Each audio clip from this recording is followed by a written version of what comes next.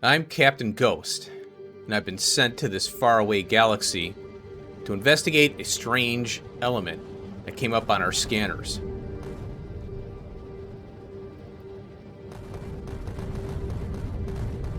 Loaded up with the best ammunition and guns at the time, I ventured into a massive asteroid field.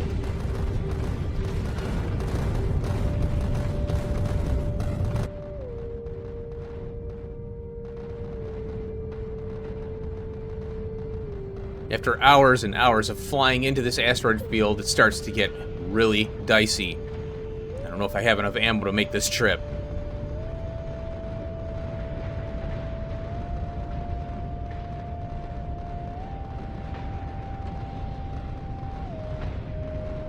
I lost 2 collectors in the front. I hope that the rest can hold up for now. Then again,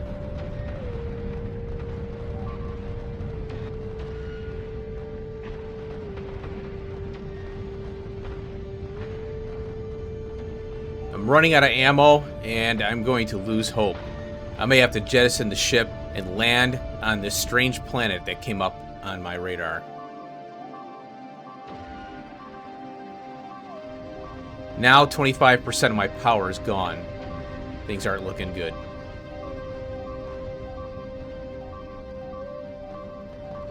And finally, the asteroids take over the ship. But there it is. That red ore. That red asteroid. That's what we're after.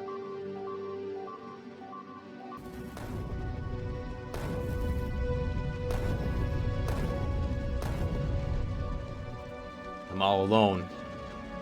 No one to talk to. I can't communicate back to base. Nothing. Well, I guess I'll call this planet Novice.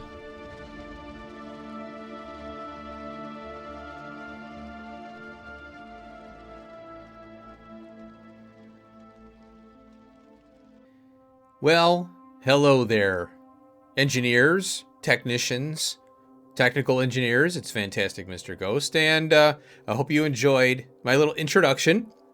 I crashed on this planet, I don't know how long ago, hundreds of hours ago, and I beat Factorio Space Age. And there's a reason why I decided not to do a series on it. Well, there's a couple reasons. 2 come to mind. One is I just didn't want to be bothered with editing. I wanted to enjoy the game at whatever pace to learn it. And the other one is I didn't want spoilers. And with everybody playing the game, of course, I'm searching for information. And, sometimes I'm like, well, what is this? And you'll find spoilers popping up in your YouTube feed, of course. So I tried to minimize my searching on Factorio 2.0 Space Age so that I wouldn't see these spoilers. I wanted to experience the game, and but that doesn't mean there won't be a series. That just means I didn't want to do a series on the opening of the gate. And there was early access to the game for a week, and I didn't know there was an application for it. If I'd known, I probably would have tried for it.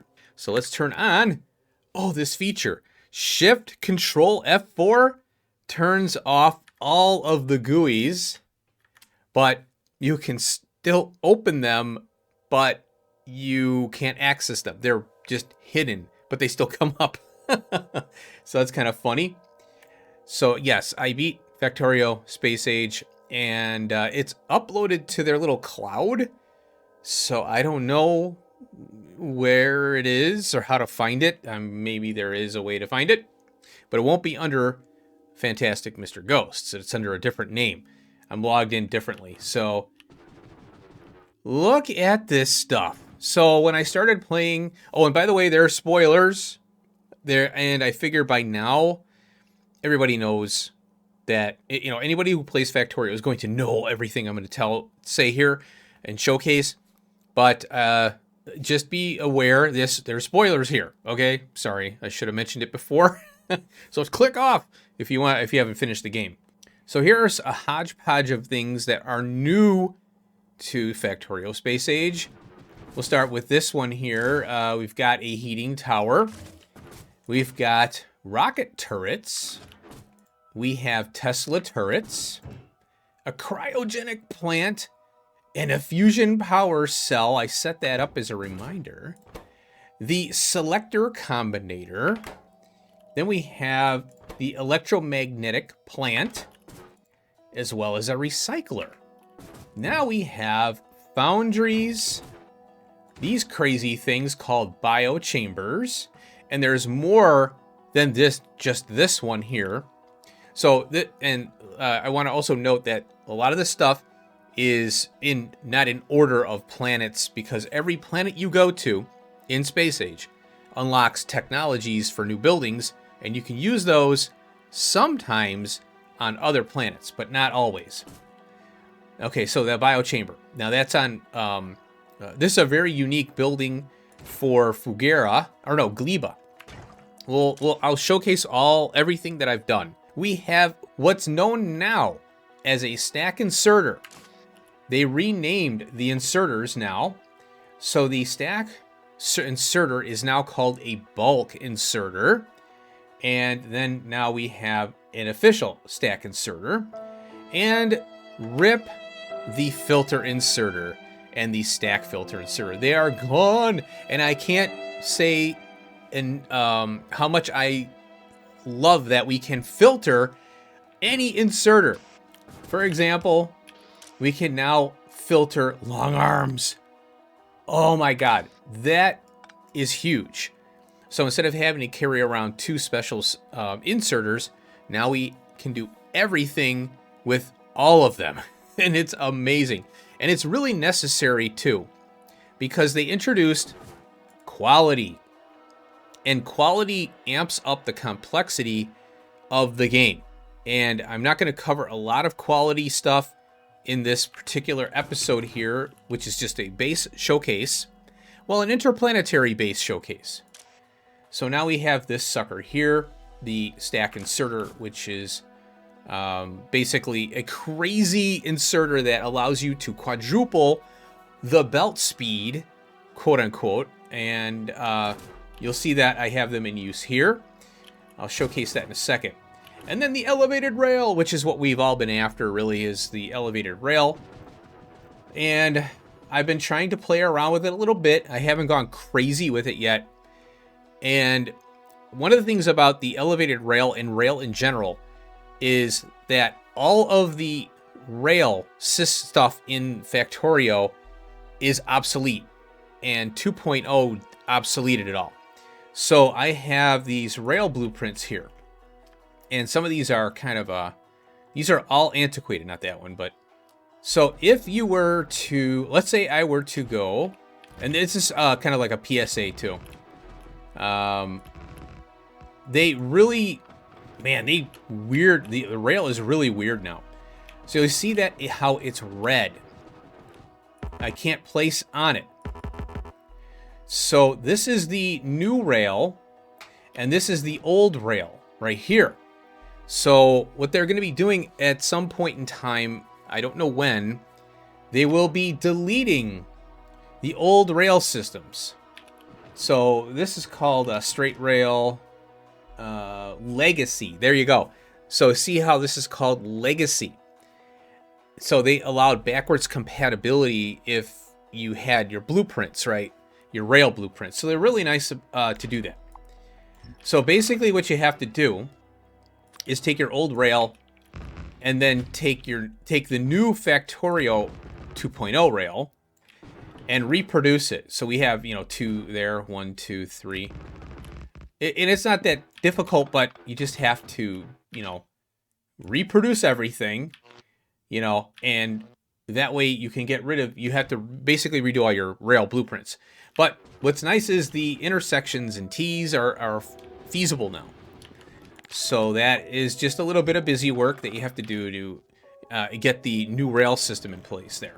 Now, you'll notice I'm running worker robot speed 15 up above there. It's because I have to run the base in order to do certain things right now. So I'm overbuilt on smelting massively.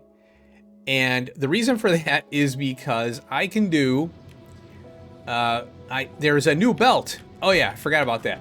I should have put that down. We have now Turbo Transport Belt, a 4th tier of belt. And that's 60 items a second now. With item stacking, these guys right here. And it's easier to see on steel. So let's go over here. Oh, a lot of stuff is overbuilt because as the base has been upgraded, there is productivity for everything now. Steel, blue circuits, rocket launching, plastic, rocket fuel, to name a few.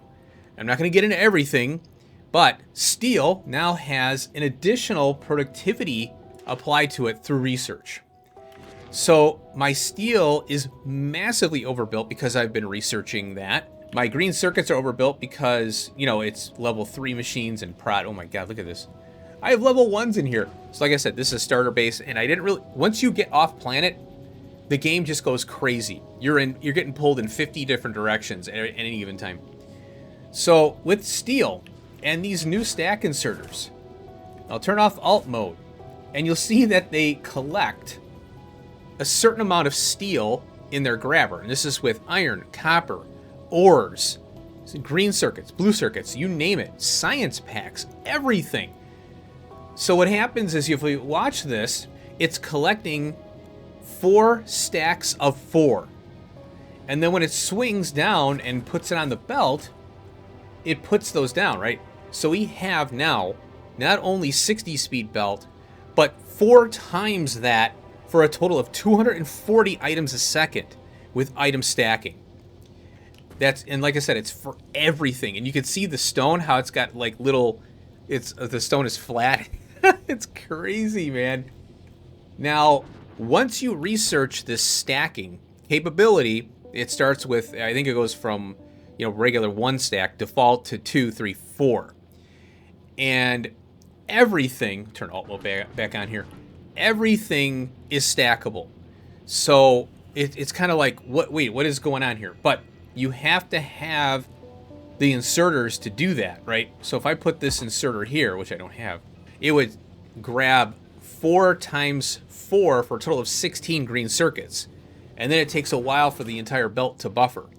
So a 45 times 4 belt, you know, so blue belt is 45 items a second times 4.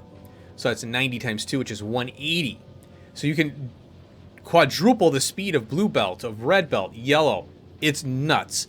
So that's a new feature that they added, and that's mainly for megabasing.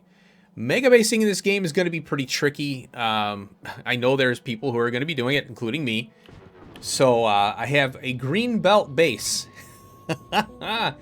And I have 2 steel things here because like I said, when you unlock all the new tech and then you start researching productivity, your base can shrink.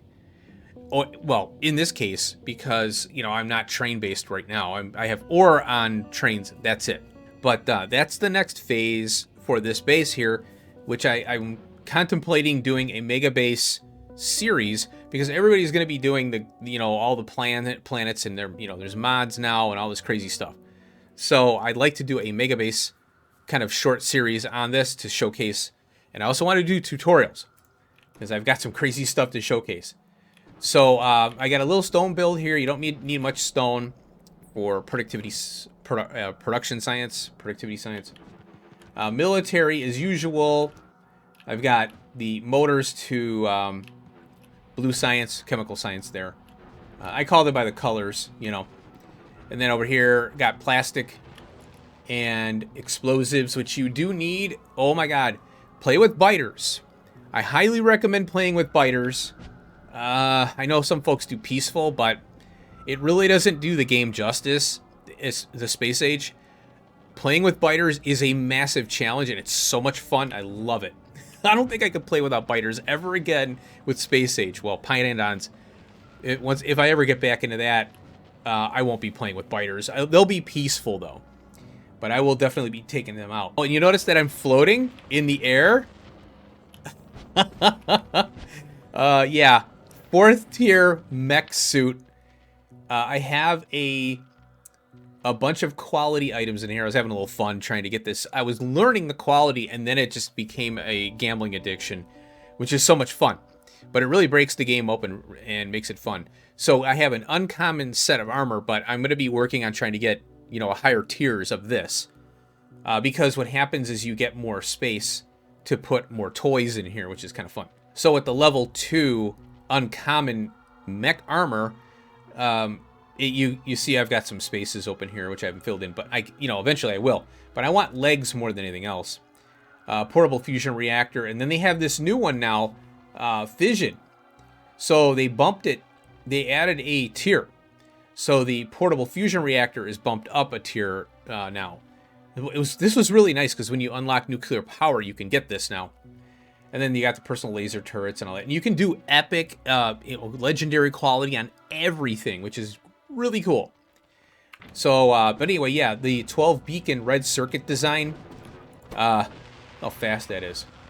So this is just a base level electromagnetic plant. You can go uncommon, rare, epic, and then legendary with this. On top of that, you can do the tiered productivity modules, and then you can also do tiered speed, so you can get quality on the speed, quality on the beacons, everything. So just imagine doing a megabase with this setup in all these qualities. Like I said, I'm not going to go into depth on that because it's just a rabbit hole. So it's a lot of fun because for megabasers, this is just tickles that itch of I want to build even more crazy numbers, have even higher numbers. So yeah, chemical science. Then this is, like I said, this is a starter base. I still have my substations and power poles here. I don't care. Now, another thing that I should mention here is that you're going to be relying heavily on bot networks for your construction because you can go on map view and do anything within reason. Sometimes you do need to be on a planet to handle certain things because it's just too tricky. But lots and lots and lots of bot networks that I have here. This whole base, which I'll showcase that right now. This whole base is a bot network. I have never done this ever. I've always just kind of let it, let things go. Looks like I got to upgrade this here. Yeah. Okay. Well, I'll put that on the project list. Speed modules will work here. Yeah, let's just go ahead and have some speed in here. And these look to be doing fine, but I will speed you up anyway. There we go. So that should be fine. This is a red belt. I gotta probably upgrade that to blue. Now, with the crazy amount of production I have here, that's running it now. There we go. So that's fine. I'm running the worker robot speed. It's 512,000 science packs a minute. Speaking of which, you can mouse over the science window now, the little bar there, and it tells you I'm doing 413 a minute, and that's probably because... Oh, yeah, that's why. Production science. There you go, productivity science. So hopefully that'll fix it. We'll see. Anyway, so over here, we've got another advanced oil processing, and that was for plastic and sulfur and all this, and batteries.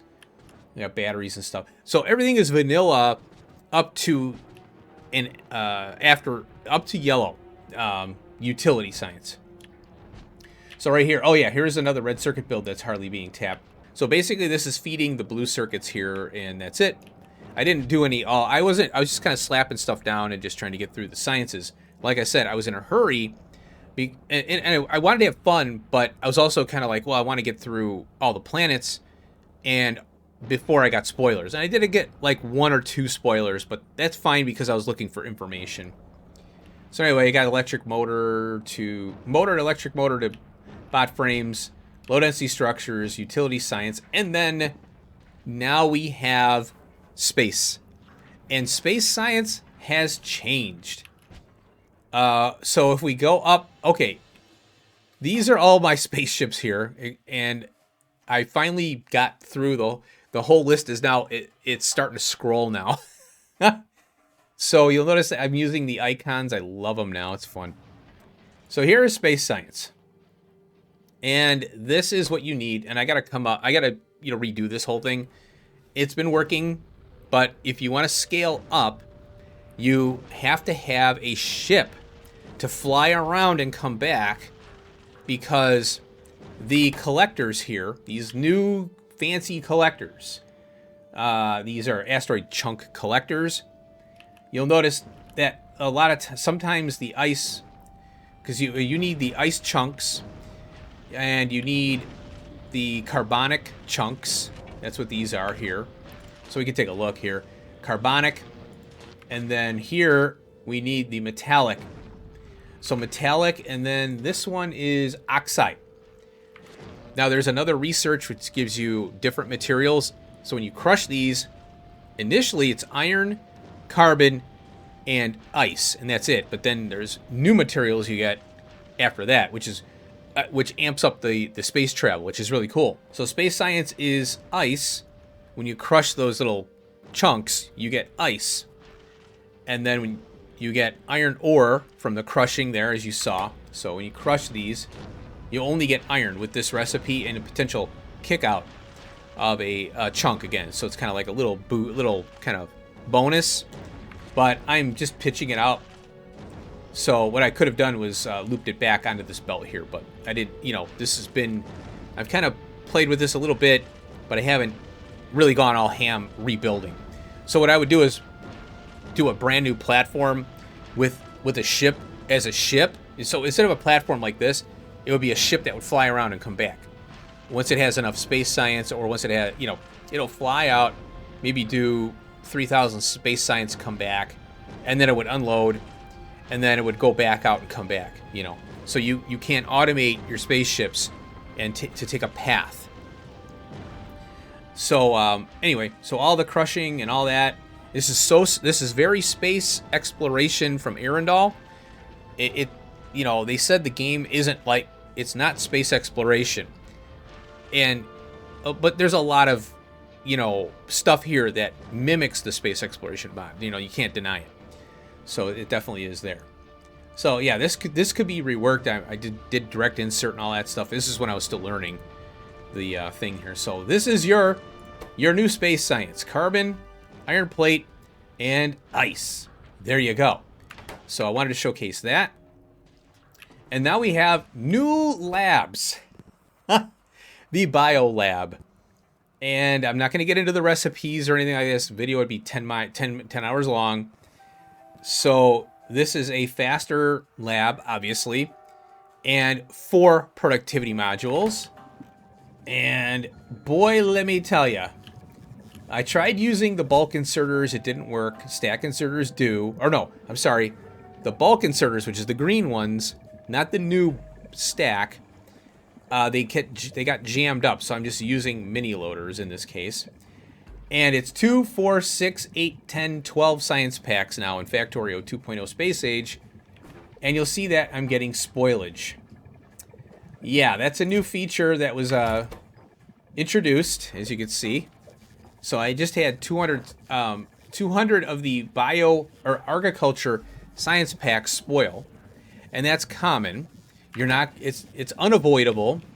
So you have to manage that. And I have the bots picking it up and shredding it. But you do need spoilage for the efficiency modules, which are very important in the beginning of the game. After that, when you're mega basing and you're able to protect your base, then you can go full speed prod, So the modules, yeah, don't mind the mess. Like I said, this was me just trying to get things done. And then I'm like, oh, I need this. Oh, I need that. Oh, I need this. Oh, crap, I need that.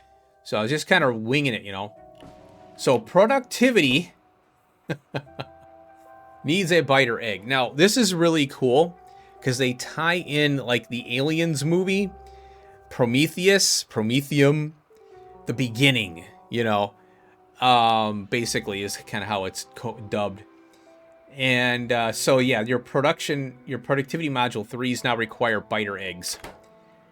Your efficiency level 3s require spoilage. There's that.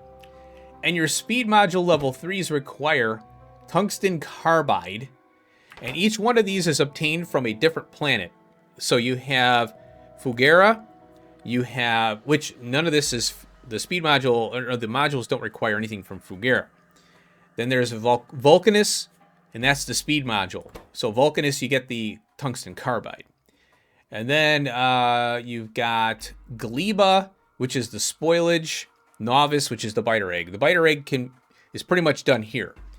So there's that. And then there's Aquilo, which does basically Aquilo is a dead end. Things go there, and then you pull science packs and all this other stuff out. So speaking of Aquilo, we do have a new processor, which is the quantum processor. These are the intermediates here are sorted by planet. So this is Novice here. This is space. These are all general things here, but they do mix it in. Like, for example, here, some of the stuff is kind of grouped in a certain way, but primarily, for example, all this here is Vulcanus stuff. Right here, tungsten carbide, tungsten plate. These are all from, these items right here are from Fulgura. All these items here and down here are from Gleba. Then you have Novice stuff. You can make trees, fish, and all that. All these items here are from the planet Aquilo, which is the frozen planet, and then all your science packs. You notice that some of these can't be created here. You can't handcraft them, obviously. I don't think I've ever handcrafted green science. Red you do sometimes. So there's that. So yeah, that's how they're doing it. Now over here is where I started playing around with quality. And I have this sitting here because I only had one of these recyclers on Novice. So I wanted to put it up top there, but I need it down here. But I'm migrating all of this quality stuff to Fulgura, and I'll showcase that. So let's go over here really quick. These are, oh yeah. So these are the big miners now. There's another tier of miner. Big mining drill. And all miners, regardless, now you want these. You want the big mining drill, so you're basically pitching the old vanilla once you unlock these and are able to produce them and shuttle them around.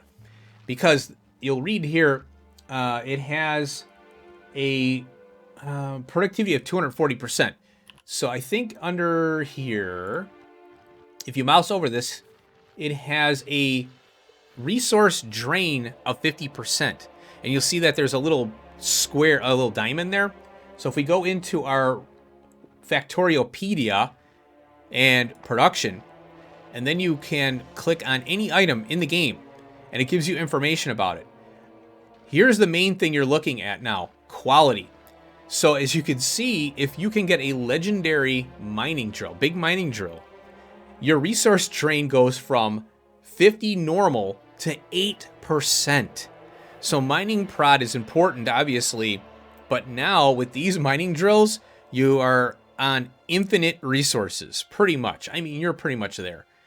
You can knock that 8% down with your mining prod research and get even higher. So that's why I'm basically sitting here and I'm in my starting area. Still, I'll turn off all this noise. Oh, that's my pollution cloud there, by the way. We'll turn off all this noise here. So I basically tapped this iron patch today. I've had, the starter patches are over here somewhere. I have they're all gone. This coal patch, 473K, I'll have to get a new one eventually, but I'm not worried about it right now because coal, with mining prod and plastic productivity, I haven't had to worry about it. But here's coal patches right here that I can tap. I really didn't even need a 2-lane rail system. But, I had to do it. So anyway, yeah, I just tapped this one. So I got 2 iron patches there. I've got these 2 monsters here of copper. And I have 2 trains going to the same copper here. So it hasn't been too bad. Stone has really been sitting. I went through obviously the starter patch. And I've got a 33 million down here. So I went big and rich because I didn't want to deal with it. So that's fine. And then the oil, I always do this, but I should knock the oil down because it's just insane. I don't need all that, it's more of a pain than anything else. Oh, they're grabbing spoilage, by the way, out of these things. You know what I should do is I should belt the spoilage out. Yeah, I'll belt the spoilage out and put it into a container over here so the little bots can get them. Now, over here, we have now the ability to bioengineer biter nests. And this is the creepiest stuff I've ever seen in Factorio. It's got this little mechanism pumping fluid in, and then we've got some chambers and things and all that. It's all mechanized now.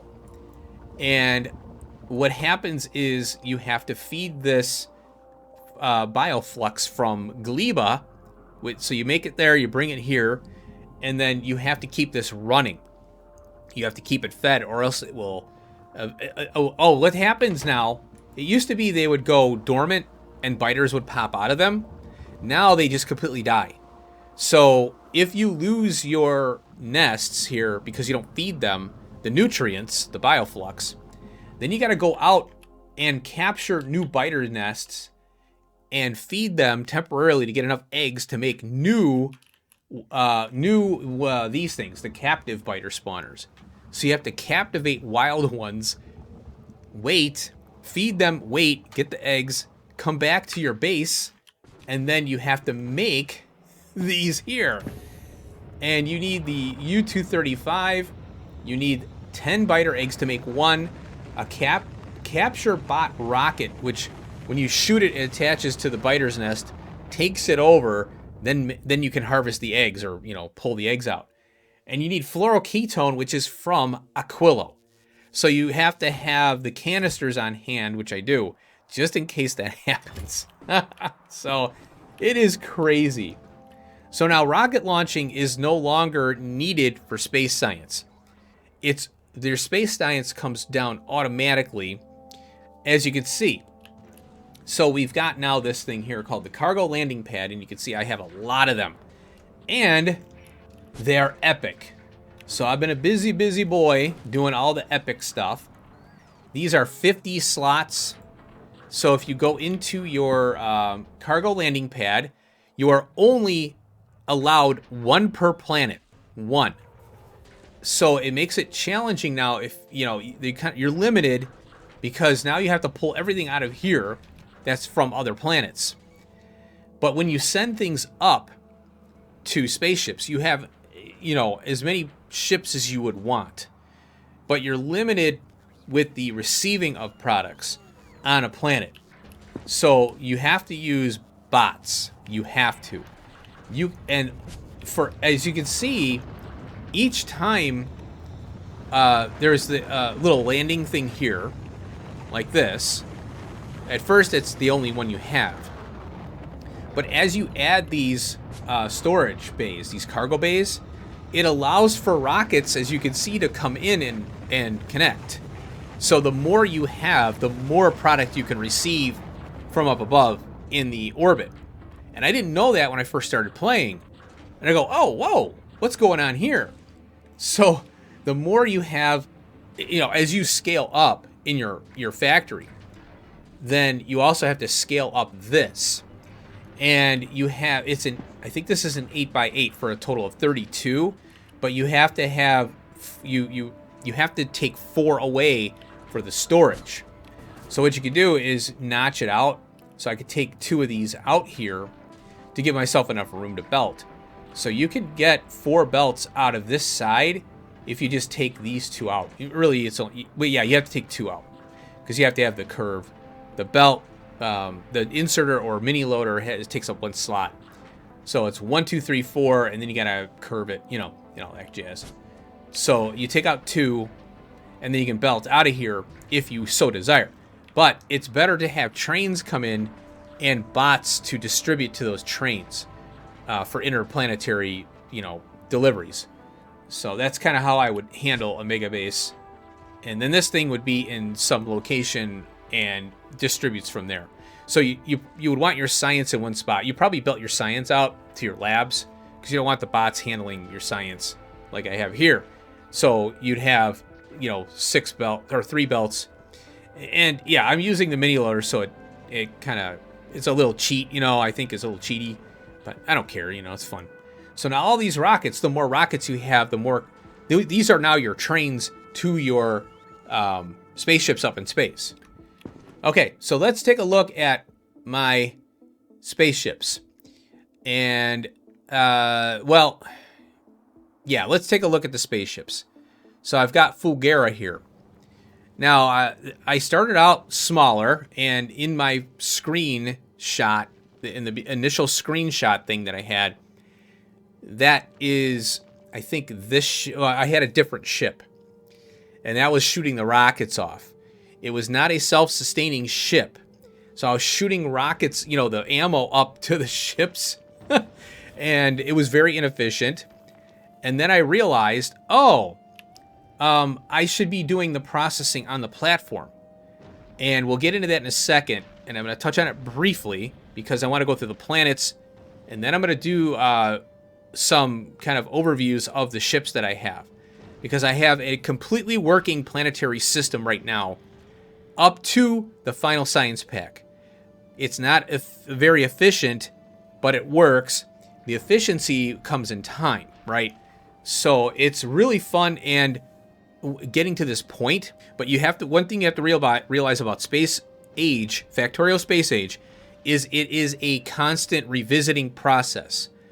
And you have to unlock the tech and then go back to other planets to implement new tech to get more production out of that planetary base that you have. So you're going to be doing a lot of ripping and rebuilding after you get everything unlocked. You're revisiting and all that. And that's fine. It's a constant process, you know. So once you get to end game, though, you can start to work on your final builds for your factory on each planet. So this particular ship here, I call it's a self-sufficient ship in that it doesn't require any ammo or anything to be shipped up to it, but the material I'm looking to transport. So this is an old design where I was collecting iron, ice, and carbon to keep the ship running. And hey, we're moving. And you can see here that all requests are satisfied at Fulgura, and which is all this stuff here. So I don't want to get into all the details here because it's just like a train, but there are a lot of crazy stuff you can do with trains now and the spaceships. So this one here, like I said, is self-sustaining. It's laser turret driven only. That's because the asteroids and the research that I've done with the laser turrets, it just obliterates all the asteroids, and they're really small. But when you go further out, you need a self-sustaining ship. So I have solar as a backup here. I could rip it, it doesn't really matter. I'm using a nuclear reactor with the turbines. And I have the thrusters, the fuel, the oxidizer, and the fuel. So we've got the thruster fuel and the thruster oxidizer. Water tank here for the power and the oxidizers, you know, or the fuel there. Here's my ice. Now, this is an old tech. This is before I got all the other good stuff, you know. So that's that. I only have epic storage. I don't need anything more. As you can see, I've got plenty of storage space here. And all these materials here are really, oh, yeah, so I'm grabbing holmium plate. Superconductor is a new item from Fulgura. Also supercapacitor, new item from Fulgura. And then I'm shuttling these Tesla turrets to Novice, and then another ship picks them up if I need them on another planet, which is Gleba. So, but you can go crazy with all these other ships to, you know, have interplanetary logistics. So but everything is working. I'm not going to screw with it, you know, at this point. But there's a lot I can do to, you know, create efficiencies. So what this ship did was it just picked up the science. If the science goes to 0, it goes to, on Novice here, it goes to Fulgura. And then if any one of these things is 0, it will go. No, it doesn't matter if it's science or not. So it's basically circuit network. It reads. The circuit network is reading this bay here. And if anything goes to 0, it just goes to Fulgura and comes back. And easy peasy, done. Okay, so now there's the Vulcanist ship here. Same thing. It was a copy paste. And then I have, let's see, which one? Gleba. Here's Gleba. Same thing. Laser turrets, crushing, nuclear power, all that. So those are the 3 easy science packs. So if we go here to Space Map, you click on that, and that's what we have here. So these routes are 15,000 kilometers a piece. This one is kind of funny because it seems longer, you know, because it's going all the way over here. But you got to realize, too, that they are on an orbit, and it is a game, so it's meant to be fun, not meant to be true to form. So now what we have is the Aquilo. That is the crazy one. And that was tough. Aquilo science ship. This is a prototype. But this was my first attempt at a self-sustaining ship where I don't have to load it with ammo in order to destroy the meteor or the asteroids.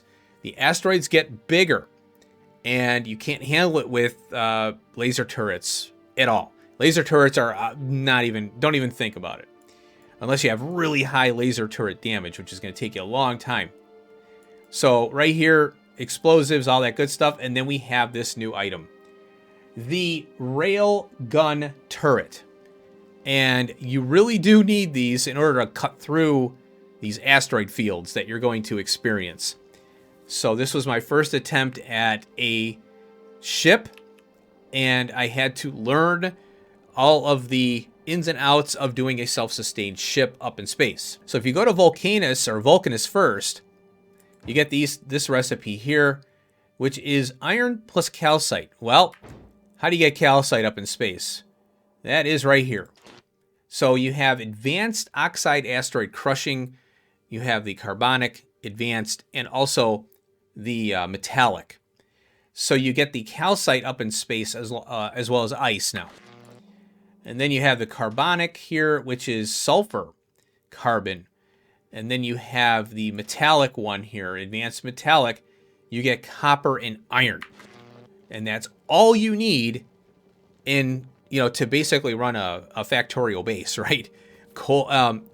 Now you get other recipes that allow you to make coal up in space here. The coal is done right here. And this is a coal synthesis. I think this is unlocked on Vulcanus or Gleba. I can't remember. And so you take your sulfur and carbon and you get coal. So that's how you get your explosives here. And then you can make the railgun ammo.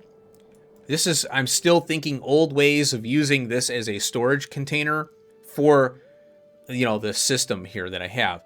But I broke away from that. Now you'll notice also a power system. This is the new power system, fusion reactors. And then you have these here, fusion generators. So what I'm doing is I'm requesting from Aquilo here. Now, this is another thing that kind of got me, is that you can tell the system here, this ship, and it's requesting where to request from. So when it gets to a planet, it knows what to get from that planet. So it's an additional setting here, import from. So I'm importing these fusion power cells from Aquilo. And then also this stuff here, the cryogenic science pack. But you'll notice that the refined concrete, which I need on Aquilo to make certain, I think it's just one machine, I'm importing that from Novice. So that's how I'm getting that stuff there. So you have to be mindful of this particular thing. You also have a custom minimum payload, which is really nice. So this was my first attempt at a self-sustaining ship. It's ugly. It's a box, I know. But you have to start somewhere, right? Now, let's take a look at the... Let's see, this is the material transport. This is a copy-paste. So this is my supply ship to Aquilo. I'm not going to get into this right now. Here is my personal transport. So this one is a hybrid. This is Aquilo. All the supply ships, I copied and pasted it, but I enhanced the ammo here. So I was looking for more production. I'm no longer, oh yeah, I'm still using this here. I'm bringing stone to Aquilo to get these foundations, which you need for Vulcanus, and you also need for, if you want to build a big base on Vulcanus. And you also need that for Fulgera to build a nice square base, if you will. And I'll showcase that in a second. So this particular ship here was a kind of a new version. So notice how it's 6.0. Now we have the Poltergeist. And this is the new and improved ship here to get out into space, but it's lacking in firepower. So the Poltergeist here will go out and get the Promethium asteroids that we saw in the beginning of the game, or beginning of the episode here, my little thing. It is self-sustaining, and I'm getting attacked by, yeah, this stuff happens here. Oh, look at that! So the biters' nests will, when they spoil, they turn into biters. That's why I have that surrounded by weapons, because they'll just start chewing on everything. So you always have alerts. It's kind of annoying, but whatever. So I have, this is a kind of an old version here. I'm going to have a new one, as you can see, Poltergeist 2. And this one here, I'm using belt loops as storage. And believe it or not, I have an Epic here, and it's only 50 slots. So if I go Q and I get this little storage thing, this is 50 and 100. So 200, about like that, 200. So let's say this space is 200 storage. If I click on this sucker, I have 266. And you can see the belt isn't even full. So I kind of got myself into a little situation here. That's why I'm doing Poltergeist 2. Because I need to rebuild everything, widen it out, and I need more firepower. And you can see I'm doing a belt buffer here for firepower. Because the production, if you... Oh, and one thing I want to note here, for anybody trying to build spaceships for the first time, or they're just getting into it, or they're having troubles, your speed is relative to your ammo production. So the faster you go, the more ammo production you need in order to handle that speed. Because the asteroids are coming at you pretty quick. And the max speed I've gotten is 276 kilometers a second. So be mindful of that. Now, I completely overbuilt on this because I have a new strategy that I implemented for speed, to regulate speed. I also have some logic here to control the return on the spaceship here. So down here, I will be going over the speed control in another episode or kind of a tutorial. So let's take a look at the first planet I went to, Fulgera. And Fulgera is a nightmare. So there's two things going on here, and I'm going to separate them out. I'm doing quality on Fulgera. It's probably the best place to do it. However, you can do it on Novice with a high mining prod, and you can have a quality kind of system there if you so desire. But quality is on, you need to do on all planets eventually, because certain things can't, it just doesn't make sense to transport certain things to certain areas. So I have a scrap train, and it's going to two locations here. Scrap, 26 million, and over here I've got a 17 mil and a 5 mil, or 6 mil, whatever that is. Using the big mining drills there, been lasting forever. Now it's kind of dark on this planet, so I should put some lights down, but that's okay. So I have some control stuff here. I'm not going to go over every single thing, but this is my quality sorting system here. It is a nightmare, but it has to be done. So right now, this is running science. And eventually over here, I have a new location set up for the science. And I've been concreting it and putting these things down because these are oil. This is oil field. You can't build on it. So you need this stuff here to build on the oil and on lava. So I went ahead and I did all this, and basically what's going to happen here is all this is going to move. Well, it's going to be reproduced in that new area. So we got ice to water. This, oh, and then the scrap here. If you go into your Wikipedia, And you click on the intermediates, and then you click on the scrap. It'll tell, and then mouse over this thing right here. You could probably, this is one way to get to it. So when you've mined the scrap here, and this is an ancient civilization that is no longer, kind of like the Egyptians, and you have to mine this, their old remnants from the ground, and you get all these things out of it. You get the blue and red circuits, you get low density structures, and all this. The holmium ore is the worst, as well as batteries. You need it says 4%, but you need a lot of batteries for science, because it requires accumulators, which is batteries, and a lot of them. And all this is done in a recycler. Now you can recycle anything in the game. It reduces the amount, the recycler reduces the amount by 75% each time. So 75%, you get 25 out. That 25 goes around, gets reduced 75, and so on and so forth until there's nothing left. So it's kind of cool. And here's what it looks like right here. So that's what you need to get your stuff going here. So I can't run quality because I'm running science. Otherwise, all of these here would be jammed up with quality modules. Same thing with the mining. You want your mining to be also quality because you can get quality ore or quality scrap. And if you do quality scrap, you're going to get automatic quality out. And that's how you do quality modules and all the other items. And that's what's going on here. And look at that. Boom. Finally, I got one. Quality Module 3 Legendary. And you'll see that I have quite a few legendaries here. But it's slowed down because I need to do quality on the ore, the scrap ore, and also quality on the recyclers in order to ramp this up. So that's why I'm going to build a new location for science only. Some of this stuff doesn't have the legendaries, but, you know, whatever. It doesn't matter. So I'm not going to go over this system here, but it is a cell. Oh, I got some rare ones here, too. These are epics. I'm saving them off. So right now I'm working on getting this thing right here because this is always getting damaged when you go out to the outer edge, you know. I have epic grabbers, these things here, asteroid collectors, and they are crazy. They got 6 arms on them, 64 storage capacity, which I don't need. Stack size 10. Let's see. Oh, collection area 25 by 25, and it's very fast to collect. 6 arms, crazy. You definitely want this for when you go out in space, for those the Prometheum stuff.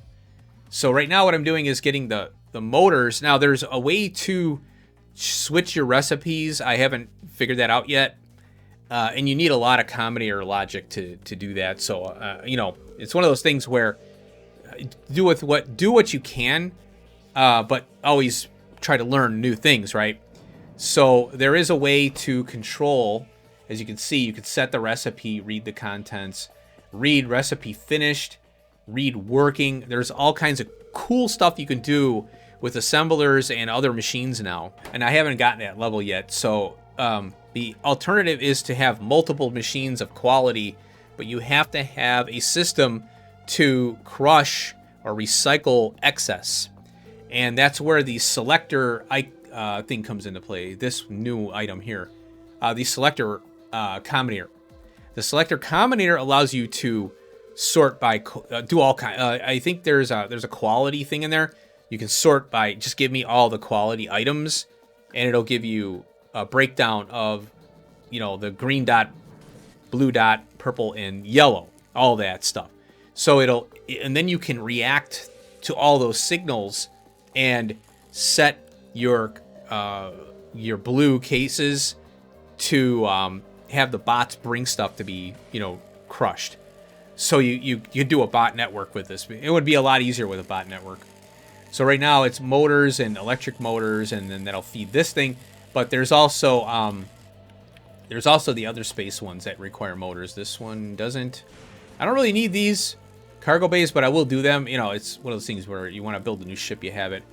This crusher requires electric engine units, and then also the thrusters, which I haven't done yet because I haven't had a need to. But when you start ramping up, you're gonna want to ramp everything up, you know. So Fougera is a really good spot for quality because you get the processing units and advanced circuits and automatically. You don't have to do anything for it. You just crush it and you get it. And then you crush the red circuits and blue circuits and you get green, plastic, copper cable, things like that. Copper cable goes into copper, or it gets turned into copper. You get gear wheels, a ton of them. Those get turned into iron plate. And if you do quality on top of that, you get all the stuff in quality. You know, different levels of quality at random. As you can see, this is getting jammed up pretty good. That's because, yeah. I have epic recyclers here. It's overbuilt, and I know that, so I was just having fun. So there you go. So that's Fugera. And over here, well, let's get this done here. I got the holmium plate. I've got the superconductor here. I've got the electrolyte or electrolytic stuff. Or electrolyte, yeah. Lightning rods are here. Here's the supercapacitor, I think it is, yeah. And then you have accumulators. Here's your electromagnetic science pack. It requires the holmium, what do you call it? Holmium solution, electrolyte, accumulator, and supercapacitor. And then that gets sent onto a rocket and gets shipped up. This rocket here is for all the other items here that I would need for other planets. So there you go. The next planet I went to was Vulcanus, and I went too crazy here. I didn't need to do all this belting, but I did anyway. Here's my hub. Here is all the smelting. This is where you start to get into the metallurgy. This is the metallurgy planet, by the way. So you got copper plate, you've got iron plate, you've got, what is this? Pipe, gears. So this is steel here. Concrete, refined concrete rods for that. Copper cable for green circuits, which I could do electromagnetic, but I didn't, you know, like I said, everything, there's antiquated stuff. You got to go through and every time you unlock a new tech, you got to come back and implement it. And I never got around to that. I have to implement this right here. I did coal liquefaction instead of the simple coal liquefaction. But this is more powerful, but you got to get on trains and start bringing sulfuric acid in, which I did not do yet. So light oil cracking and all that, gasoline, plastic, all that good stuff, explosives, batteries. Now, there's those infamous worms on this planet. I will get into that later. But as you can see, I've cleared this area out. You have to liberate the area in order to, you know, be able to build, because the worms will come along and just destroy your stuff. So I did liberate, and I used a tank to do it. Here is the turbo belt. It's sitting over here. I moved some rocket. I rebuilt this part here. This is the delivery system. This is the metallurgic science pack. And then I've got direct, let's see, yeah, you can do multiple silos for each item. So as you scale up, you do more rockets. And that way you can deliver more at once, right? So parallel delivery. Right now I don't need to do that. This is the basis for artillery. So you have to get, if you're doing biters on and aggressive, very aggressive, you need to speed run to Vulcanus, or, you know, to get your artillery up and running quick. These two are free for anything. In fact, I gotta get that one on there. There we go. That's fine. So Vulcanus was pretty cool, pretty straightforward. Very good planet to do a lot of manufacturing on here. You can get a lot of, everything is pretty much free here. So it's just lava to items. So a lot of folks could do, you could do a hub here, and then you can do a supply ship with all the items you need. And when you're on a planet doing a rebuild, then you can do that. Oh yeah, that's fine. So this is kind of the preferred planet for free stuff. And you could even say do quality here. So Fugera is good because you get the items from recycling right out of the gate. Instead of having to scale up to quality, you can just do quality right out of the gate. So it's kind of I kind of look at Fugera as the winner because of that reason. And with the big mining drills and high mining prod, well, actually they have a special prod for Fugera, which is this one right here. So your scrap recycling productivity goes up. I have it at 70 right now. But if you keep doing that, you have to be able to handle the extra gears and, you know, the higher percentage stuff. So the gears become insanely tough to deal with. And that goes, when you crush those, it goes to iron plate. Now you got to deal with the iron plate. And you get massive amounts. And you have, Fugera is more about handling the excess than it is anything else. So, but yeah, this is a good one to have if you really want to ramp up. So that's Vulcanus. Oops. And then we've got, the next one I went to was Gleba. And this has got to be the most frustrating planet for two reasons. One is the spoilage, and two are the creatures. The creatures are insanely tough. And once you get artillery, it doesn't stop. I have artillery on this planet, and they have these things called stompers. And by the way, a new feature, drive remotely. And I got this crazy Spidertron here. He's a quick one. If we go here, I've got green legs only. And if I could put even more if I wanted to, but this is fine. So this is Gleba. And one thing about Gleba is these purple things right here. So these little trees right here, this is what got me on this planet here. The farming. So let's take a look. Oh, you know what? I don't know why my mini map is off here. So if I go out, now I can click on it. I don't know why that is. I could have swore I turned it off. So you'll see that this is kind of a green thing here. Green and greenish yellow. And then you have this purple color right here. So as you can see, even with all these defenses I have here, I still have trouble with these freaking creatures on this planet. So these are the new mining, basically quote-unquote mining, or farming here, because this is a farming planet now. And you grow these things, and these are called the Yumiko. And then we have I can never remember the name of it. We'll take a look at it. Now, at first, it's really a pain to set these up, but then you unlock tech to get better farming later, or better opportunities. But you have to build on these highly pink or purple areas only. But once you get the tech unlocked, you can start to build on kind of like, I think it's this stuff, the kind of a muted purple. And that's what I have here, but it's still limited. So the other one I have here, the jelly nut, that's what it's called. So these are the jelly nuts here. So, and I'm defended a little bit. Now I've got these turrets here.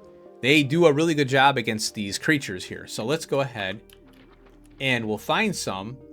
Now the artillery has been keeping them away, but when they expand pretty bad. Okay, so you notice that I have with gunner on and without gunner. I have to park this thing far away from the base because there it is. These things. Those are they're fast and they shoot a projectile at you so that they do wreck your base. And there's the stompers. Those big stompers. You can go back and pause the video. There it is. Look at that thing. Those things. Now look, I got hit, see? So those little guys. Look at these things. I have explosive rockets, and I also have laser turrets in here too. The personal laser. So the stompers and those penta things, whatever they're called. Well, we got it in here. We can go into the thing here, and we go under enemies. And here, a strafer. So the strafer, it will pop out premature wigglers. And they have their health declines and then they die off, but they're still a nuisance. They'll come after you. They can damage your buildings. These are the wigglers right here. So what they do is they'll go and make one of these clutches here, a raft, small and large, or egg raft and small. And then these suckers start popping out. The strafers and the stompers. Now the stompers are pretty nasty. So walls don't do any good, but you still need them because when you kill these, when your defenses kill them, they pop these out. And then they attack then they get blocked by your walls and your turrets can take care of them at that point. So yeah, they'll wreck your world, man, these things. So Gleba is pretty tough to defend, But you just have to have a really big defense around your farms. Now, the farms, here's the pollution. The farms produce spores, as you can see around here and around here. My base does not have the spores. So you can see that this is what pisses them off. So you got to be mindful of that now and defend your farms. So over here, this is the agricultural science. And you'll notice that we need pentapod eggs. And what happens is when they hatch, they turn into those wigglers. They're premature. So you have to create them here. So we need nutrients, the pentapod egg, and water. So what you do is you have to get those egg nests, get the eggs. Oh, here they're launching. So you see I have laser turrets here to take care of them. Now another way is to use the recyclers to keep them flowing. So I'm just doing it this way because I don't care. So you get a little damage, every so often, and then the bots fix it and we're good. Speaking of which, I gotta get over here and put some bots in these networks. So yeah, you need the egg and you need the bioflux to make the agriculture science. So this is basically a project of managing spoilage, and that's what this is all about. Now, one thing about Gleba that you don't need to worry about is production. So I have copper and iron here. Now, if you're building on this planet, you don't really need a lot of infrastructure for iron and copper and all that. Now, you do need it for blue circuits, red circuits, green circuits to launch rockets, but not a lot, So they have this bacteria stuff. So you start off with the bacteria, iron bacteria. You need the jelly to make it. And you don't want this running constantly. This is the one you need to replenish. So the iron bacteria cultivation is what you want. You need the bioflux in the iron bacteria, and it takes 1 and makes 4. So it's a quadruple or whatever. And then the bacteria turns into iron ore here. See, and this is all shut off because I have enough in this case here. And oh, iron. Oh yeah, this must be running for whatever reason here. I don't know why. So yeah, right. So see, this one, they spoil in a minute. So what happens is you'll find this out in the world. There, it turned into iron or copper ore there. So you have to find this stuff out in the world when you first land here. And then it turns into copper and iron ore. You smelt that down, and then that's how you ramp your base up. You have to get that going. You smelt it down. And then you start building, you get inserter circuits, things like that. So it's tricky to get started on Gleba. It's one of the toughest planets. Aquilo is by far the toughest.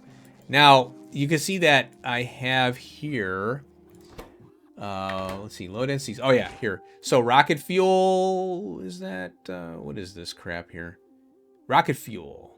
Oh yeah, so it's, why do I have spoilage in there? That's weird. Oh,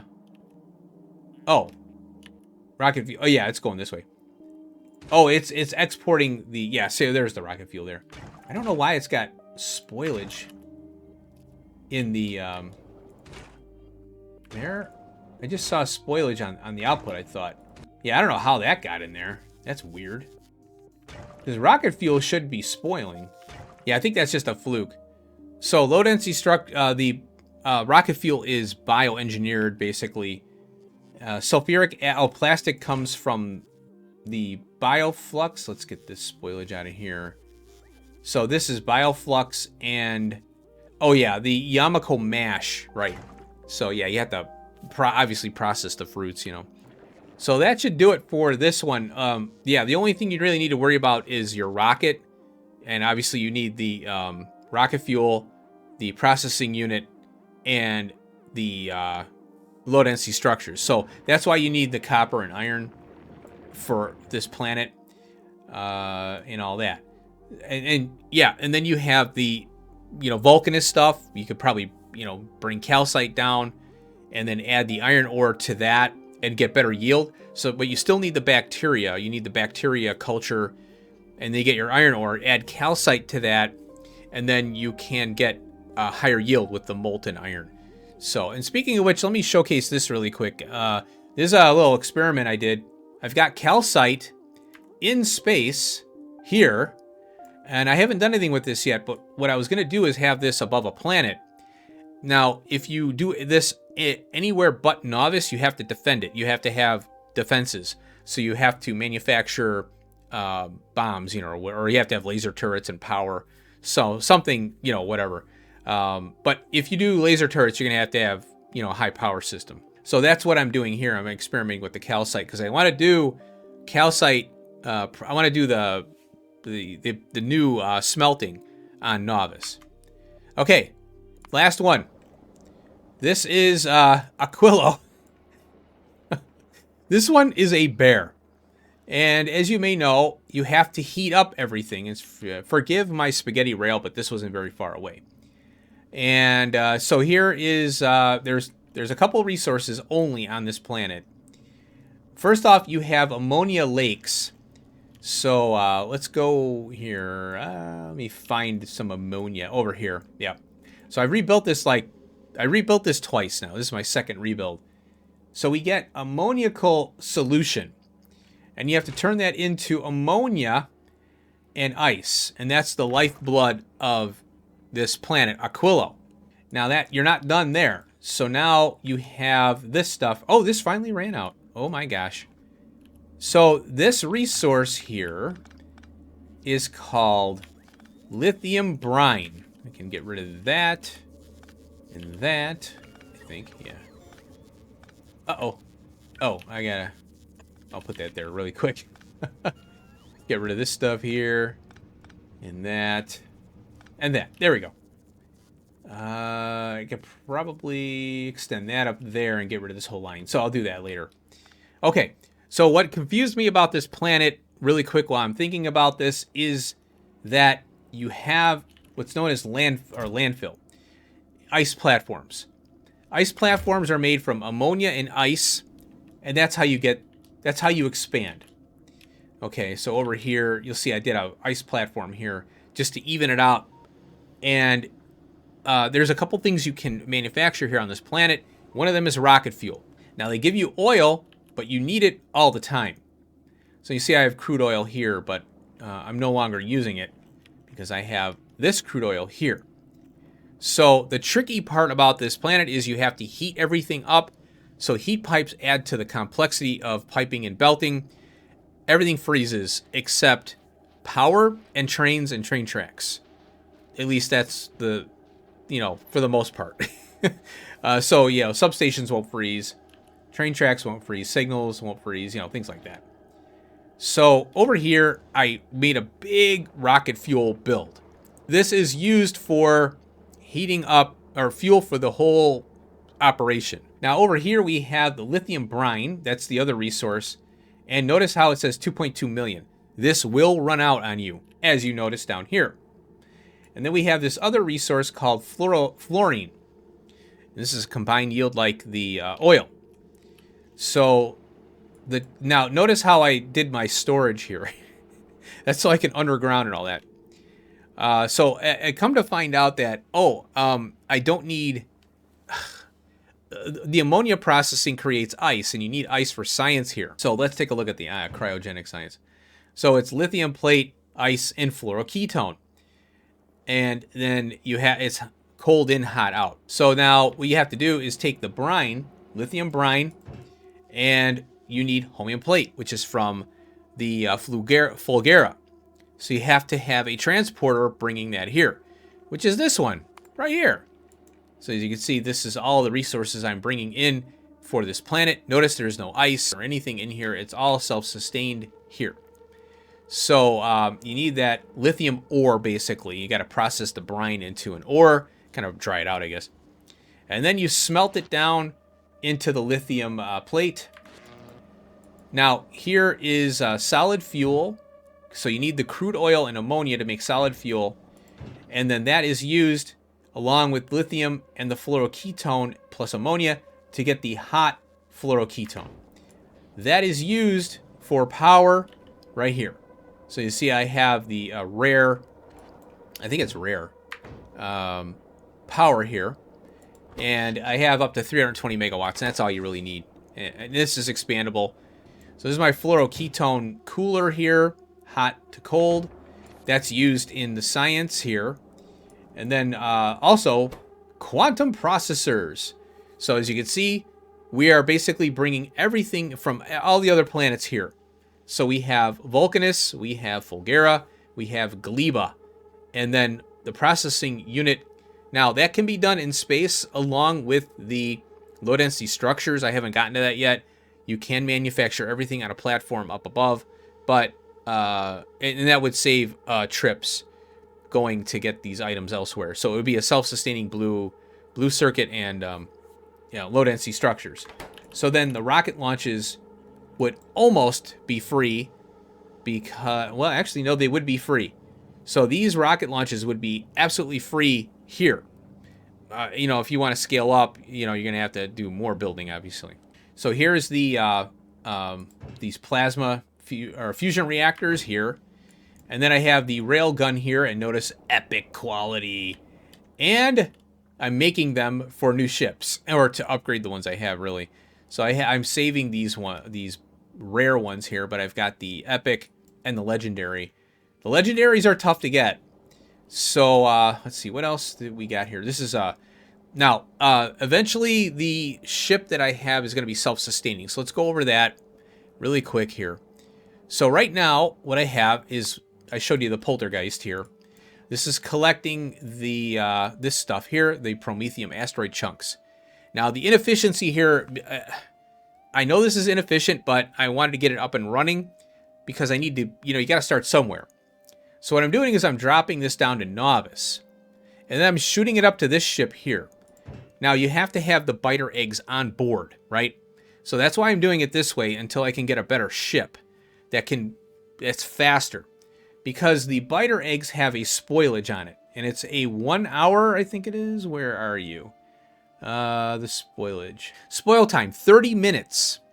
So you have to go all the way out to the to the Shattered Planet region, get the Promethium, and see, I'm killing them all. Get the Promethium asteroid chunks, and have the biter eggs on board, process the Promethium, and then get back to novice and dump it down so you can do your research. So every time biter eggs spoil, it sends up more biter eggs, and there's no way, you just can't avoid it. With these things here, these triggers. I could potentially shut it off somehow with Circuit Network. I don't know. We'll see. I haven't tried it yet. So basically what I'm doing is I'm requesting the Promethium asteroid chunk here, and I'm controlling it right here with an inserter. If I have 1,000 in here, then stop making it, So this ship will run out. It'll get the ore, the chunks, bring it back. Or no, the other ship, the poltergeist goes and gets the ore, and this ship processes it. It just sits here and processes. Now this ship this was the original ship I had, and then I made the poltergeist to go get it, because I'm like, well, I want to process the science packs, but I don't have a good enough ship to get out there and back in time, right?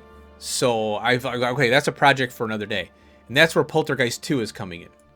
So right now it's just a blank slate, and I have a bunch of production here that I'm going to be working on, which and then I have some legendary cases here, as you can see. Oh, I got to pull this one out and move it over here.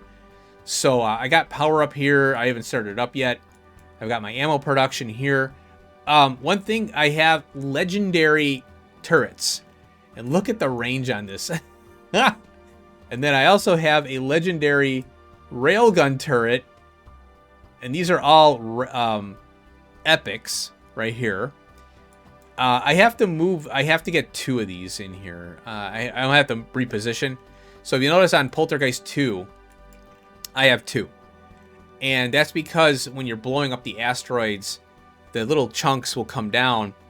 And if you have collectors down here, they end up flying off this way, and then these grabbers can't get them. So you have to have them in front, but you don't need a lot. And these are set to Promethium only. So going back here, I have to redo this whole thing. But the point of this is that I need to go bigger and to be able to not only go out there, you have to have the space for the ammo production. You have to be able to sustain that. You want a faster ship, more ammo production, processing on ship of the Promethium Science Pack, so you can get back and drop it, and then you go back out and rinse and repeat. So you've got 30 minutes from leaving Novice to going all the way out to the edge. So right over here, Aquilo, right here is 100,000 kilometers just to get to the solar system edge. Then once you get out, I've only gotten a smidge into this, like a tick mark. This is 4 million kilometers to the shattered planet. I don't know if there's anything here. If there is, I definitely would like to make the run, but I think this is just a destination so you can set your ship up. Oh, I'm over here. Oh, I gotta get over this way. Let's get out of there. Let's go over here. Okay, so let's get back up to the, we'll go here. So so this, my goal with Poltergeist 2 is to make a sustainable ship to go out, collect the Promethium asteroid chunks with the biter eggs on board, process that crap, and then come back. Now, you can have multiple ships. You don't need just one. You can do 3, 4, 5, 10,000 science packs a minute with 10 ships. So they're all going out and collecting, and and coming back, going out, coming back, going out, coming back. So you're not limited to just one ship. You can have multiple. That way you can keep the science flowing. So you can do a massive amount. Let's say you do 10,000 science packs a minute on Fulgora.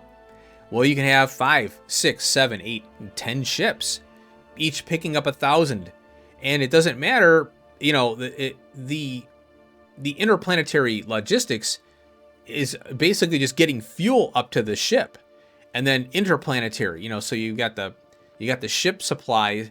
You got to supply it with the fuel, but you also have to supply the other planets with the various items. Like Aquilo is the big one there. So I hope you enjoyed my starter base overview for Factorio Space Age. I had a massive blast playing this. Let's turn off that pollution there. And this is all I did for, well, I could squeeze a lot more out of this base. I'm so busy doing other things that it's like, okay, I'm just going to leave this for later. Like the train system needs to be really redone and all that, and everything needs to be outposted. Oh, another thing too, I haven't gotten into the interrupts. I have these trains here, which I don't even really need. I do have an interrupt here, the 141 ore trains here. So they are, this interrupt goes to the fuel 141 stop, 5 seconds inactivity, and if any of the fuel is less than 3, then it comes by and fills up. So there we go. If you're interested in a megabase series, so to speak, I'll be going over builds, highly edited, going over everything, and also I will be doing. If you're interested in that, let me know. Okay, in the comment section, and also I'll be doing the spaceship overviews that I'm doing. So I hope you enjoyed my starter base kind of thing here. Like I said, I just wanted to play the game, and not have to worry about editing and recording and editing and recording. This is not my job, so it's a hobby, and I don't want my hobby to be a job, so that's how I chose to do it. So, and it took a lot of time for me to do this. It took time away from all my other projects that I wanted to work on. So everything is suffering. My channel is suffering. But like I said, it's a hobby, so I kind of knew that was going on. So I apologize. I know I'm getting a lot of unsubs lately because I'm not really producing anything fresh and new. So I apologize for that. But just hang on, man. Just hang on. So before I close this out, we need to do this research, and I have not done it yet. And as you can see, I've got the Promethium Science on the belt. I think I showcased that. Oh yeah, and I gotta belt this. So I have in here, wait, let's mouse over it. I have 2,000 Promethium Science packs plus another one in the ship above. and whatever's in here, 200, and the belt, 2, 4, 6, 8, 10, you know, all the way down here. As you can see, I have not done this research. This is the research productivity. So the Prometheum Science Pack will last much longer. So in queue research, oh, and look at this feature. We can slide, look at that. And ready? Boom. Research productivity 1. And, oh, it's got a little glitch there. Progress, it's 1200. 3 minutes, 10 seconds. Wow. Oh, you know what? That's right. It's 120 seconds. Whereas this is 60. Yep. So it's twice as long to get this done. Now, what I wanted to do was, let's see now. It should start to send down the Prometheum Science Pack here. Oh, it's got 2032. Okay. So what I wanted to showcase was I wanted to showcase this ship going out there and collecting the Prometheum, because that's how I started the episode here, my little thing. And what's going to happen, though, is this 1,000 has to clear out, and all this belt, and then it'll go out. So I might have to run a couple of these researches to clear that out, and then when the ship leaves, I'll cut back in, and I'll showcase how that beast will handle the asteroid belt that we have to go through in order to get the red chunks there. All right, I'll be right back. Alrighty, folks, that research is complete. Back to bot speed here, and boom, 1440 in queue and move. I love it. They had these little arrows, and it was kind of a pain to click on them. So I really like the drag. That's nice. Good job on that. Okay, so that concludes the one research here. Let's look at the poltergeist. So I've got this much of the poltergeist, or the Prometheum asteroid chunks in here. And if I love this because we could click on these planets and stuff. So right now I've got 2,000. Oh, look, see, look at this. There we go. So we just load it up. And there it goes. So the final one, and now we're all, you know, the green is gone, and now we're going. So we're going to the Shattered Planet as a location. So if we go to our star map here, our ship is here. That's it.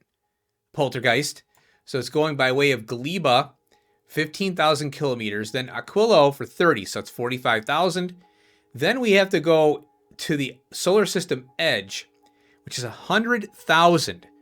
And then we go to from the solar system edge. Once we get to here, then we start to see the Prometheum ore. And if you click on the line here, this line, it gives you a breakdown. And this line right here is the Prometheum asteroid. As you can see, the further you go out, the more dense it gets. But you don't really need to go far in to get a fair amount of chunks. So that's pretty cool stuff. So right now, this thing is quick. Oh yeah, there it is. Okay, there we go. So now we're going to the ice planet. Now, one thing I want to mention here is these railguns. Oh, they're not set. Here. I moved stuff around. Okay, I'm glad I saw that. Yeah, so I have filters set on these. And I reconfigured the front, so I forgot to set those. I'm glad I saw that. So what happens is this checkbox is checked. And the target priorities are the big and the huge of all the types. And this one, if set targets not appearing in this priority list, will never be targeted. Otherwise, they come after all listed targets. But I don't understand why they have that there. Because it just won't shoot at anything that's anything that's not on the list, it will not target. So what we're dealing with here is these right here. These asteroids right here are the ones that are the problematic ones. So the big metallic and so on and so forth. That's why you need the rail guns. Now you can. Oh wow, that was quick. You can get to Aquilo without the railgun, obviously. What you need to do is have the explosive or just the rockets. So right here, what I did was I had these explosive rockets. Now, the problem with these is that they will target your ship, or they will hit your ship trying to get an asteroid that's coming at you. So I don't like the explosives for that reason. And so I guess I'd recommend the rockets over the explosives. And it's tougher to make these because obviously you need more explosives to create the explosive rocket. But I find that the yellow rockets will be... Now, you get the AoE damage, I know. But the problem is that I keep finding that it'll damage or destroy your entities on your ship. All right, now we're past Aquilo, and now we're in the we're in the edge. We've made it past the edge here, so you can see the path here. So we go to the star map, and we go here. This is where we are, and we're moving pretty good. Oh, here we are. Here we are. This is it. So these are the suckers. Now, when you break these apart, they break into three big. So these are huge. Then they break into the three big. And these railgun turrets will shoot through multiple if it gets them, you know. So it could save on ammo. Now, these turrets here are amazing. Especially when you get the legendary with that reach there. So these take care of the second stage, the 2 second stages. As you can see, I have here, I have it checked off. So I want them to prioritize the huge and the big. Oh wait, what's this one? Oh, these here, I don't want them prioritizing. So this checkbox is off. So it will not target these unless there's none of these in the field of view. I think that's how it's working. So you'll see the turrets will try and knock out one of the huge. Let's see, where? Oh, it blew it away. It will try to target these and these, but its main job is the smaller ones here. So a turret, the gun turret here, this one, will try to, if something goes wrong and this gets close to the ship, it will go, hey, I'm going to try and kill it. And it does absolutely nothing. It's like throwing a spit wad at it. So you need the rail guns in order to get out here, or else you're done skis. So what's fun is you could sit back and just kind of sit back and watch this thing just obliterate these things. When we get to the Prometheum ore, I'll let this sucker, we'll showcase that.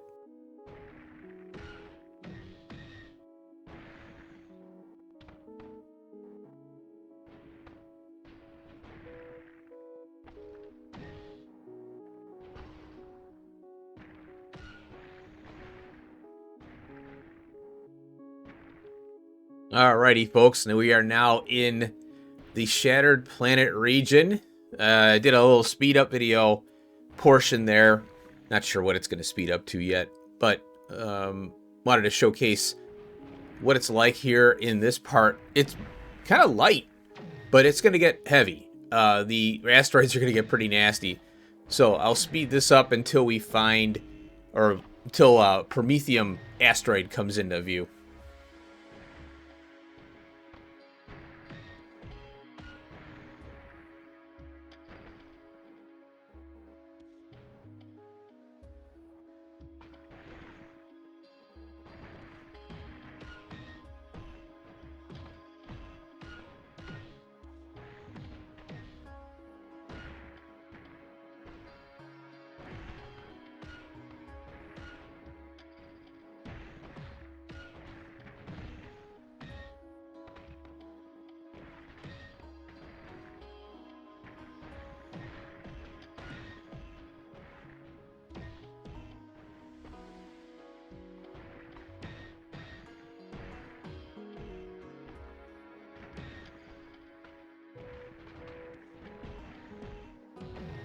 Oh my gosh, finally, we got a Promethium.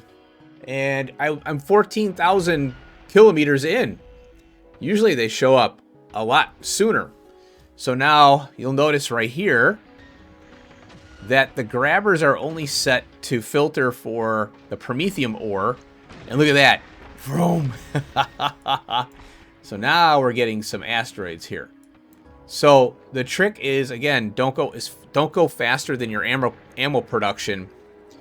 And so now you'll start to see that this inserter here, these two actually, this is how I'm double siding the belt to get more Promethium chunks on here, the asteroid chunks. And right now it's collecting here. So if I click on, well, you can mouse over it or click on it on this decider here. And we're looking for 100. I have 18 so far. And then over here, you can click on this thing. And this is how I'm managing the sushi belt. And you'll see it's 3 to the Promethium chunk there. So eventually what happens is it'll run by these inserters here. So if this belt even fills up, I want 100 on the sushi belt as well. So I could have quite a bit of Promethium on this ship by the time it turns around, and it'll still continue to collect. Now, I'm a little concerned because usually I'm filling up by around 25,000 kilometers in. So for some reason, there's not as much Promethium. I think the game knows I'm recording. But we're getting it now. There's stuff over here. And so, yeah. Now, notice how some of these chunks go off. I think the game I think they programmed it for the chunks when they get blasted. They gravitate towards the ship so that at least you can keep your ship sustained. So maybe that's it too. But look at all that Promethium there. So we're getting a good collection now, finally. So there we go. Now we hit the 100 mark.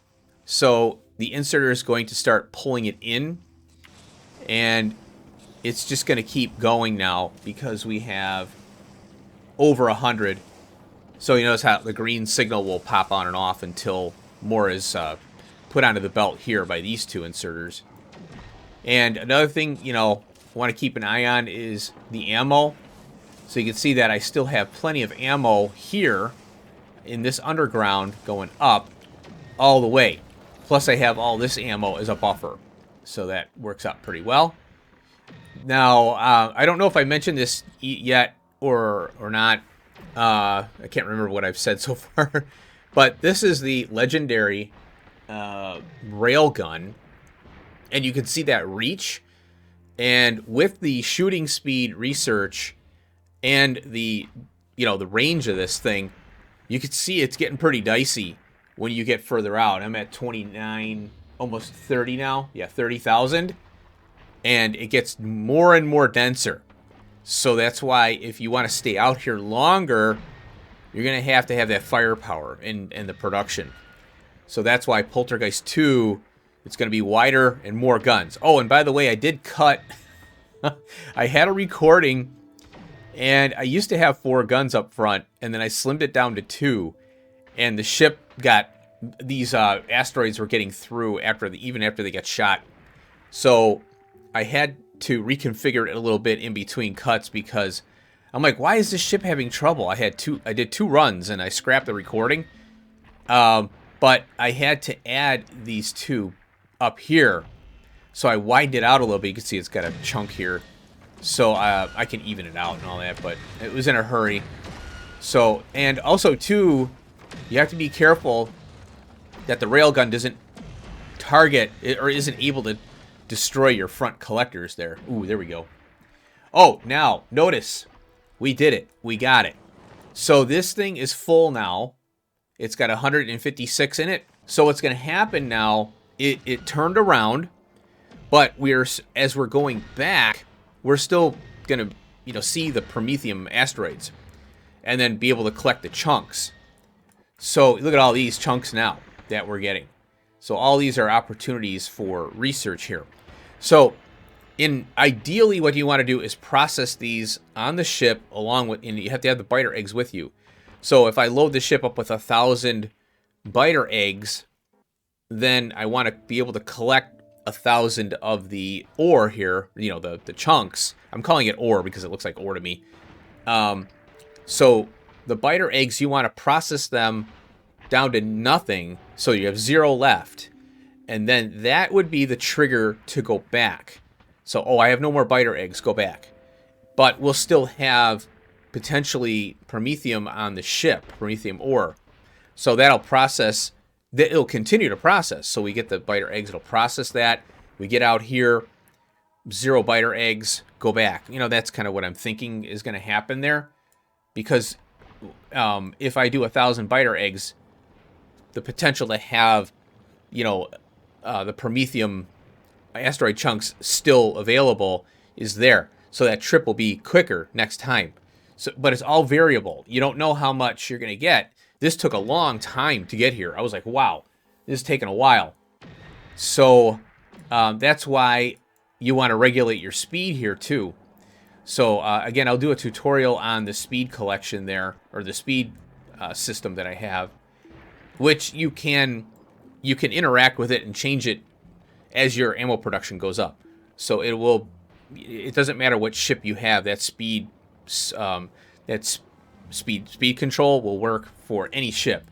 So you just set it with whatever you want to do. So anyway, so what I'm looking for here, oh, and then we can look at the space map here, go all the way over, and look at this. This is where I am.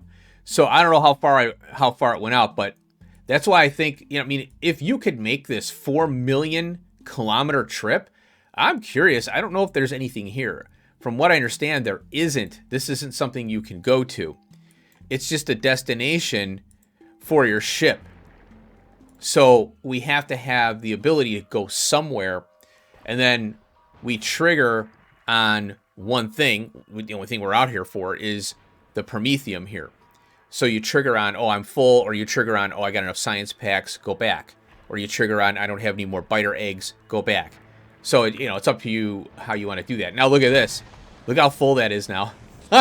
So if we click on this, 650 plus 156, that's 800 plus 50. So I have 850 promethium on the between all of these belts and the storage here. So the storage is basically just a trigger point. So I want to trigger on that to go back. So we got 15. Is that 15,000? Yeah, 15,000 kilometers. Oh, I say kilometers. I'm American. I'm an idiot. Yeah, kilometer. Okay. 15,000 kilometers. I know the Europeans are probably yelling at me right now. But yeah, I'm a dumb American. I don't apologize. That's just how we are. Okay, so I'll get the ship back. When we get back to the Novice, we'll end the showcase here. Alrighty, folks, I finally made it back to home planet Novice, and the ship did really well. All things considered, I might try to increase the speed to do a little speed test, so I can get the promethium back and forth quicker with this ship. But like I said, the Poltergeist 2 is oh, there we go, we're home. So Poltergeist 2 will, hopefully be able to, I'll be able to process everything on the ship and bring it home, henceforth eliminating this ship right here, where I'm, dealing with dead biters and stuff here. So right now, there we go. So this inserter is working now. This one isn't, because this is for triggering the ship to come home based on what's on the belt here, and to send it back. That's to send it back home to get that trigger to pop. And now this one is for science production. So we go down to Novice, and there we go. Again, I know this is inefficient, and processing will be done on the ship with the Poltergeist 2 version there. But for now, it's just, I wanted to get that science going. Oh, in between my cuts there, I'm doing Worker Robot Speed 15 right now, which is 1 million science packs, I think. Or no, 500,000. So the lab, now if you mouse over the lab here, oh, one thing I forgot to mention, is that these biolabs here have a 50% productivity boost out of the gate without any prod mods in there. Of course, you're going to put 4. So you have 90% productivity, I think, because if you look here, it says science pack drain 50%. And right below the pollution, it does create a little bit of 40% pollution there. And the productivity is now 120% because I did a lot of researches since I had so many on the so many Prometheum science packs on the belt and in the labs and in the ship and all that. So I was able to get 120% prod. Look at this bar now. It's going absolutely bonkers. Let's take a look here at the poltergeist and see we still have a bunch of crap in here. So it's whittling it down. It's got, okay, the belt just got exported, evacuated or whatever you want to call it. And now it's working on the inventory here. So what happens when this goes to 0, everything will be met and it goes back out. So I'll keep an eye on this thing, make sure it doesn't die. But it did really well now with the 4 railgun turrets, I think they're called. Yeah, railgun turrets. So there we go. Here we are on Fugera. So I want to thank you for watching my little base review and some explanation on how I went ahead and not only did I beat the game, but I also got the Prometheum Science Pack, which isn't a win condition, which I'm surprised. I think a win condition should be you get the Prometheum Science Pack, like the first one, but maybe they just thought, well, let's not push the players into something crazy, because it is pretty tough to get out there and get that ore or the asteroid chunks and come back. All right, well, that does it. Thanks for watching. If I get enough response on to do a megabase series from this point on, I'll definitely consider it and start putting some stuff together. Thanks for watching. Peace out.